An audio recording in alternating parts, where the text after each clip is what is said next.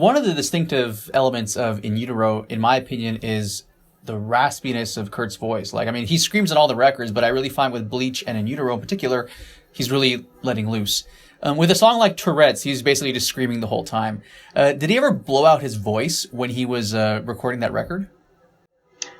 I don't recall anything specific, although he basically sang the whole album in one go, and I think he paced it so that the less demanding songs would be early in the session, and then the harsher songs would be at the end.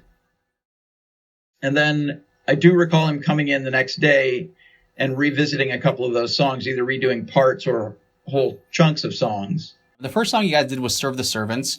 Did you get any of the arrangements for the music before you started recording, or was everything just you get there and for the first time you're hearing these songs?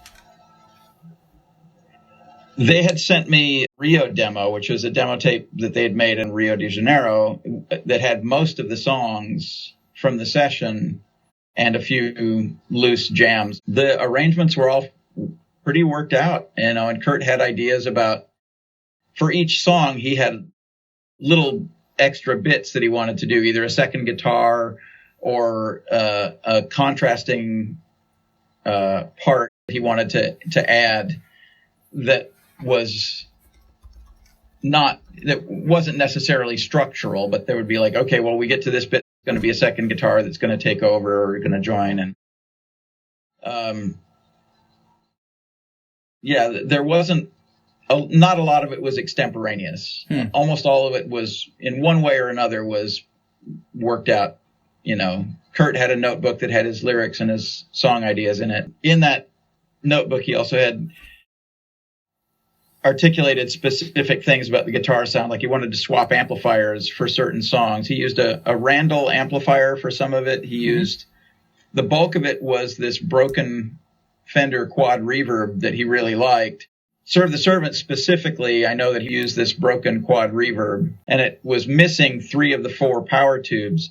So the output of the amplifier was, in technical terms, it was asymmetrical, meaning that there would be distortion on one half of the waveform and not on the other half.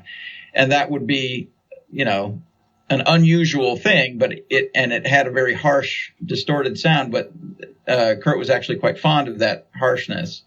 And so that was a big part of that record, was him choosing a very specific voicing for each guitar.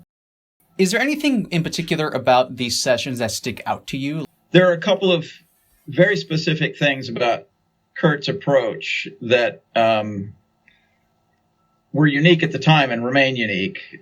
He essentially sang the entire album in one sitting. Really? I think he came back the next day and did a few of the songs that, he may have redone a song or did a few of the songs that he didn't get to the first day. But essentially, we started the vocal tracking, and then we just pressed on that whole day, and he sang the whole album.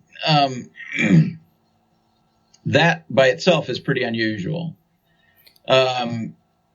His approach to singing was that while he was singing, he always wanted to be playing an instrument of some kind. In the beginning, he had this percussion instrument called a rain stick that he was toying with while he was doing the vocals. Mm-hmm. And it made this, brutal rattling sound that was picking up in the vocal microphones.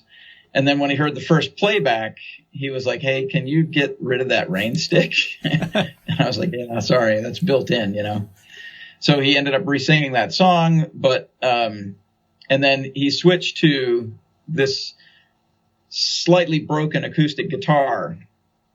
He had this acoustic guitar that had a cracked top and had very old, very dead strings, and he would just strum along quietly while he was preparing to sing the song. And there are a couple of songs where you can hear this acoustic guitar sort of accompanying the quiet bits of the verse. And that wasn't a separate recording of an acoustic guitar. That was just the acoustic guitar he was carrying in his lap that he was using as a